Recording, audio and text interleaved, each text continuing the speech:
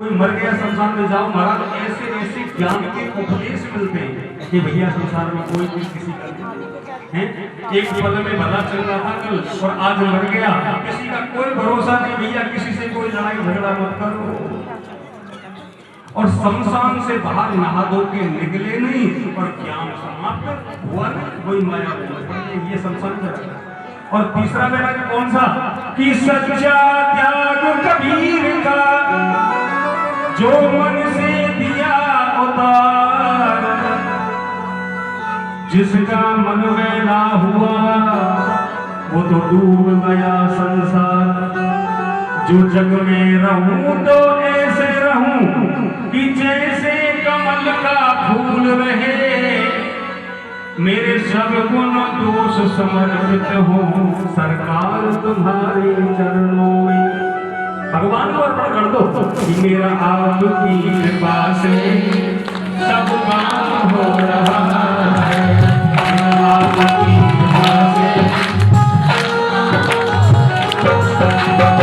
करते हो तुम कन्हैया, करते हो तुम कन्हैया, हाँ मेरा नाम हो रहा है, आपकी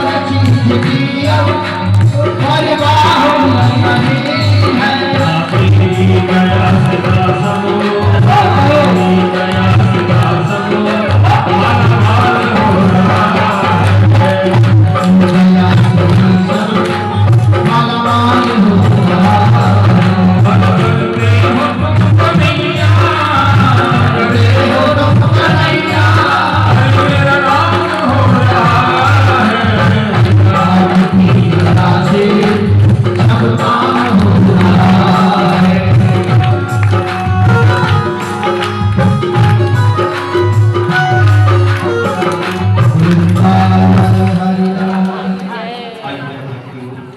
सुखदेव जी कहते हैं राजन, दत्तात्रेय बड़े परम संत हुए जिन्होंने अपने जीवन में 24 गुरु बनाए, लेकिन गुरु कैसे? शिक्षा के गुरु। अरे दीक्षा का गुरु तो एक ही होता है जो आपको मंत्र देता है, और वो मंत्र इस लोक से परलोक जाने में हमारी मदद करता है। लेकिन जो उनके शिक्षा के गुरु हैं वो 24 है, और वो कौन कौन है?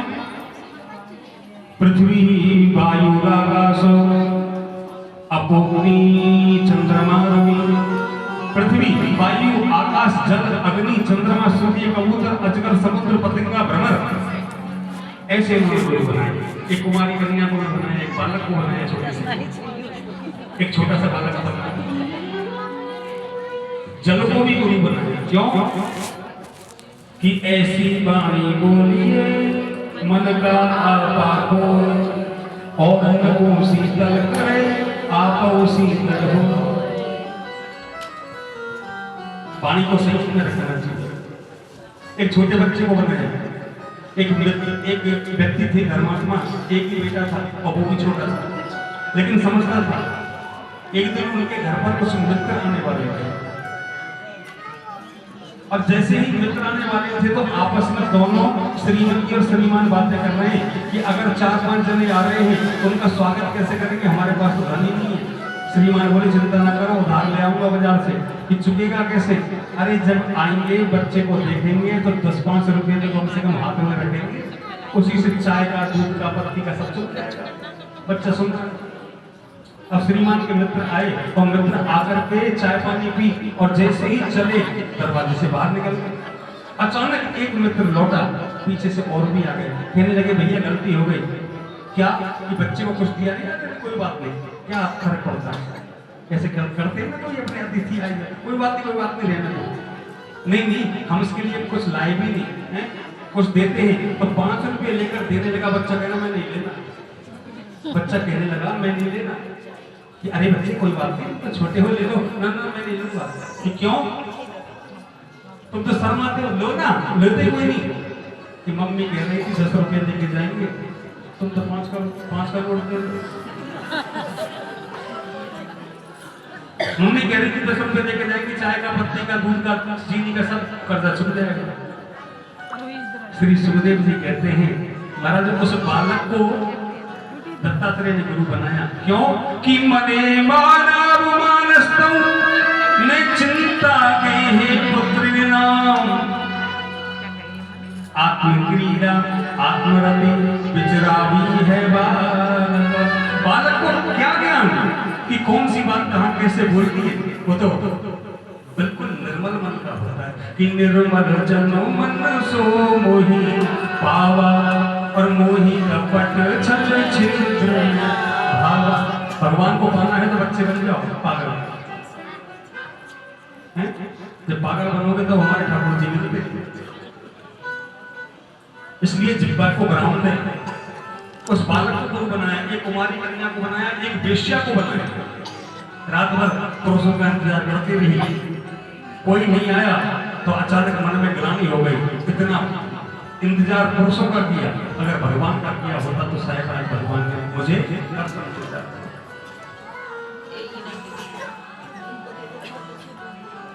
अगर आसक्ति होगी तो मोह ज्यादा होगा। इसलिए आसक्ति को छोड़ दो, चाहे वो परिवार की हो, चाहे धन की हो, चाहे वो वैभव की हो। अजगर को गुरु बनाया, अजगर करे न चाकरी, पंछी करे न काम, दास मधुका कह गए सबके दाता राम। मधुमक्खी को बनाया, मधुमक्खी छत्ता बनाती है जिंदगी भर, शहद इकट्ठा करती है, पूरी जिंदगी लग जाती है और खाता कोई और है। क्या मतलब जोड़ के से? इस प्रकार से 24 लोगों का बड़ा सुंदर ज्ञान दिया महाराज। अगर मैं कहने लगूं 24 दिन की अगर बैठूं तो पूरा नहीं हो सकता। बोलो जय श्री कृष्ण। कि लाली मेरे लाल की जित देखूं तित लाल, और लाल ही देखन में गई तो मैं भी हो गई लाल। ब्रह्म कीड़ा अपने जाल में लिपटता हुआ चला जाता है। शरीर को भी गुरु बनाया, क्योंकि शरीर भी शिक्षा देता है। छोटी उम्र में कैसा, किशोर अवस्था में कैसा, जवानी में कैसा और बुढ़ापे में कैसा कर्कश हो जाता है। जब हम आईना देखते हैं ना, या फिर मान लो हमको कभी शर्म आती है, बाबा के संग कैसे जाते मार्केट में। अरे मूर्खों, बाबा जब तुम्हारी उम्र के थे ना तो तुमसे ज्यादा हैंडसम लगते थे। इस बात को जीव क्यों भूल जाता है? अरे ये सबके साथ होना है, बुढ़ापा हमें आएगा, हम भी ऐसे हो जाएंगे। अब हम ऐसा सोचते हैं, कुछ लोगों का ये मानना है, कुछ की ऐसी वृत्ति बन गई है कि बुजुर्ग के साथ कहीं भी जाने में नहीं शर्माते। ये भूल जाते हैं कि जिस बुजुर्ग को तुम कम सुंदर समझ रहे हो वो जवानी में तुमसे भी ज्यादा सुंदर रहा है। अनेक प्रकार की सिद्धियां जीव मंत्रों के द्वारा करता है, लेकिन इनसे कभी मुक्ति नहीं होती।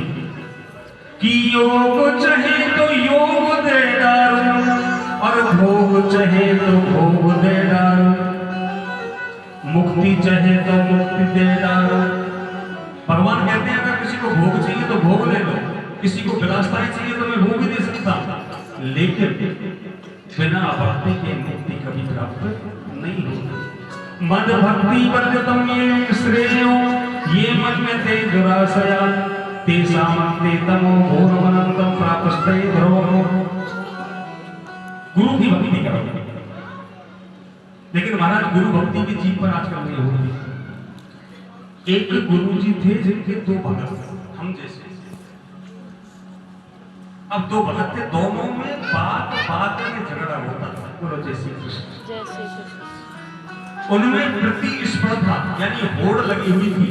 अगर गुरु जी कहें कि बेटा पानी की एक बाल्टी लिया तो दोनों दौड़ते गुरु भक्ति दिखाने के लिए, दूसरा कोशिश करते हुए 2 बाल्टी लेके आओ और इन्हीं बातों से झगड़ा हो जाता आपस में। और गुरु जी का भाव था वो समान भाव से दोनों को देखते, लेकिन भैया प्रतिस्पर्धा होड़ लग रही है कि गुरु जी मुझे अच्छा समझे, गुरु जी मुझे नाम ज्यादा दे।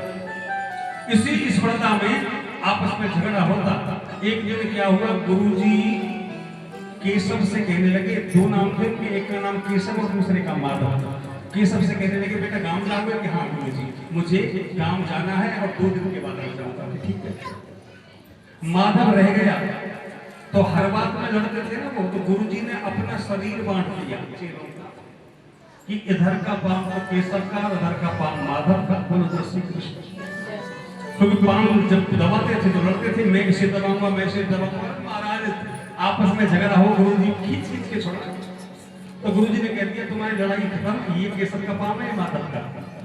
अब जब केशव गांव चला गया तो माधव अपने वाले पाम को रात्रि में दबा रहा था। गुरु जी ने कहा बेटा बहुत देर हो गई, अब जरा केशव वाले पाम को दबा दे। माधव कहने लगा मैं क्यों दबाऊं गुरु जी, ये तो केशव का पाम। अरे भले मानस ये पाम तो गुरु जी का, केशव का कहां से आ गया।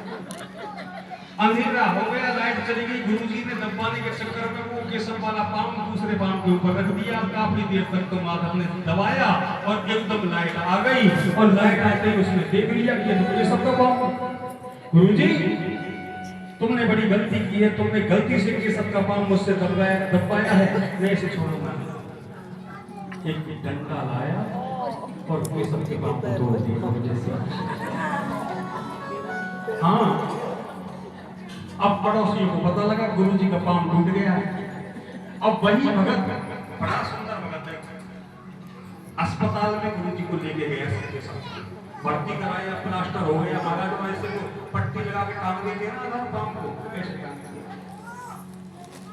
अब दूसरे दिन माधव आया, माधव को खबर लगी, पड़ोसियों ने कहा कि गुरुजी का पाम टूट गया है। एकदम दौड़ के गया, गुरुजी को प्रणाम किया। हे गुरुजी क्या हो गया है? क्या मैं 2 दिन के लिए अपने घर पे गया और तुमने पाम तोड़वा लिया, कैसे हुआ? अरे बेटा हुआ क्या, तुम्हारे वाले माधव अपने पैर को दबा रहा था, मैंने कहा बेटा केशव वाले पाम को भी दबा दे, तो उसने नहीं दबाया। लाइट चली गई, अंधेरे में मैंने दबाने के चक्कर को ऊपर रख दिया और लाइट आगे लिया। उसने ये कहा कि केशव का पाम मुझसे क्यों दबाया, मैं से माफी उसने नहीं दिया। माधव बोला उसकी इतनी हिम्मत कि वो केशव के पाम को तोड़े। इधर उधर देखा, महाराज ने टूटी पलक की लोहे की रॉड दिखाई दी। अरे भाई हाथ में अभी देखता हूँ उसने केशव वाले पे बाहर में मारा, 2-3 मारे। क्योंकि हिम्मत दूसरा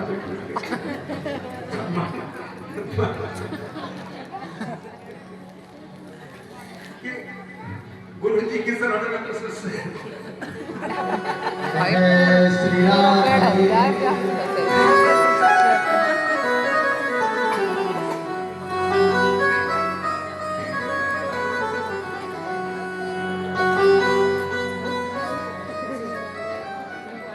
बताओ अब पैर तोड़वाने के लिए कौन सा गुरु शिष्य बनाए? इसके पांव फालतू है।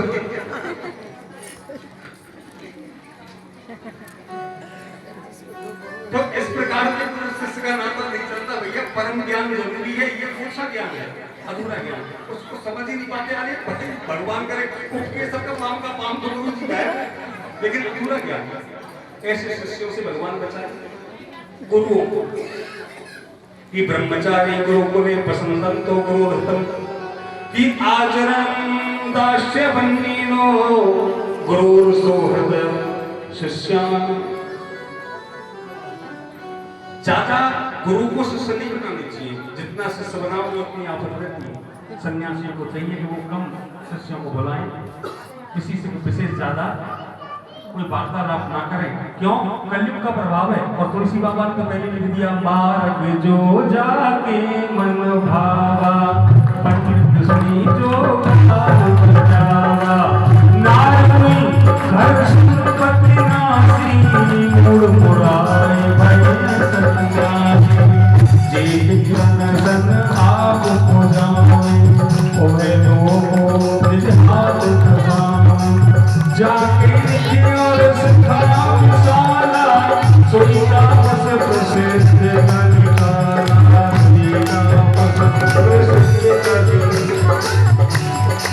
ये करिए तो महाराज जिसको जो रास्ता अच्छा लगे वही रास्ता अपनाएगा, नहीं मानेगा किसी के कहने से। शास्त्रों की चर्चा को कोई चलाएगा नहीं, शास्त्रों में क्या लिखा है इससे हिसाब से कोई चलेगा नहीं। भागवत करनी है तो सबसे पहले आजकल हमें तो गौड़ की मिली है, ठाकुर जी ने गौड़ के कहीं नहीं सीखा, लेकिन आज के समय में संगीत बोलना जरूरी है। पहले कथाएं होती थी, संगीत स्तंभ होता था, ठीक है कीर्तन बोलना चाहिए, यहाँ तक तो ठीक है, लेकिन आज के समय पे उसकी ज्यादा पूछे जिसको ज्यादा संगीत। इधर 5-10 नारद गायक संगीतकार बैठे हों, उधर 5-10 बैठे हों, अरे बढ़िया आराम से बाल बढ़िया पार्लर में जाके सेट करा रखे हुए हैं और बढ़िया महाराज अच्छे कपड़े हों तो मान लो परम सुख। और जो साधारण है उसकी कोई गिनती नहीं, चाहे वो परम सत्य क्यों ना हो। समय बदल गया, संन्यास धर्म के बारे में बताया, आज कोई संन्यास धर्म का पालन भी नहीं करता। एक समय श्री हनुमान जी महाराज ने अर्जुन से भेंट की, दोनों ने आपस में मिलकर के अपने गोविंद को प्रणाम किया। अर्जुन कहने लगे कि प्रभु मेरा गांडी बड़ा बलशाली है। हनुमान जी कहने लगे भैया गांडी चलाना तो नहीं आता, पर राम जी की कृपा से हम में बल बहुत है कि मैं आपके बल को आजमाना चाहता हूं। गोविंद ने इस लीला को बैठे बैठे जान लिया, अपमान हो गया अर्जुन को। एक बाण चलाया, एक पुल बन गया और हनुमान जी से बोले हनुमान जी मैं आपका बल देखना चाहता हूँ, इस पुल पर चल करके आप बाहर निकलिए, अगर पुल टूट गया तो मैं कम भगत और अगर नहीं टूटा तो आप ज्यादा भगत। हनुमान जी ने जय श्री राम बोला और एकदम छलांग लगाई और जैसे पुल के ऊपर खड़े हुए तो पुल डगमगाने लगा। अब तो अर्जुन के जो विचार है, अंतरात्मा है, वो सब गोविंद में लगते हैं। गोविंद मेरे भजन की हालत। इधर हनुमान जी महाराज परम बलशाली हैं, वो तो टूटना ही है। गोविंद ने कहा दोनों की बात रखनी होगी, वहां गोविंद भगवान प्रकट हो जाते हैं। बोलिए गोविंद देव भगवान। कहने लगे कि दोनों भगत की जिक्र हैं, हनुमान जी अपनी जगह पे हैं और अर्जुन तुम अपनी जगह पे हैं। लेकिन ध्यान रखना, जब तक मैं हूं तब तक ही तेरा गांडीव काम करेगा, जिस दिन मैंने तुझे छोड़ दिया उस दिन तेरा गांडीव भी तेरा साथ नहीं देगा। इधर उद्धव जी से विदुर जी मिले, भगवान की कथाओं को गुणानुवाद करने लगे। भगवान ने विदुर जी के यहाँ प्रसाद पाया, तब श्री विदुर जी से कहा था कि हे विदुर जी, मैंने अपने जीवन में 3 जगह ही भोग लगाया है। आपको ध्यान से सुनना, 3 जगह थी कौन सी? पहला तो जब मैं राम बना था तो सबरी के बेर का प्रसाद लेने लगा, मैं भोजन करता नहीं, सबरी के बेर में। दोबारा जब कृष्ण अवतार हुआ तो मैंने विदुरानी के छिलके खाए, और तीसरी बार मैंने भोग लगाया जो गोपियों और मैया यशोदा का माखन जो होता था ना, उनके हाथों से मैंने प्रसाद पाया। बस 3 ही बार प्रसाद पाया।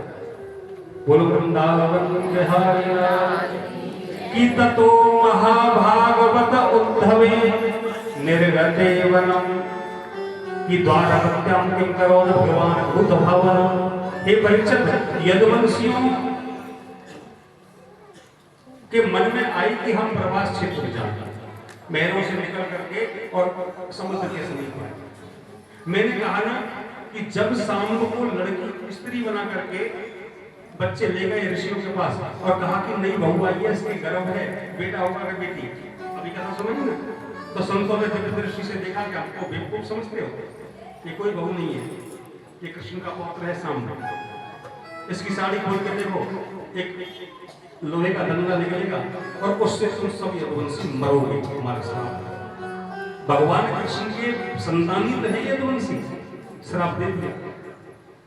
उसको पिसवा कर उस डंडे को समुद्र में फेंक दिया यदुवंशियों ने, और वो लहरों से आकर के किनारे पर आ गया बुरादा, और उनसे एल का नाम की घास उगी और उसके पत्ते तलवार के समान पहने थे और ऐसे ऐसे पत्ते थे तलवार जैसे। प्रवास क्षेत्र में गए, उन पत्तों को तोड़ तोड़ के लड़ने लगे महाराज, और आपस में लड़कर काटकर सब यदुवंशी मारे गए। चतु पंचा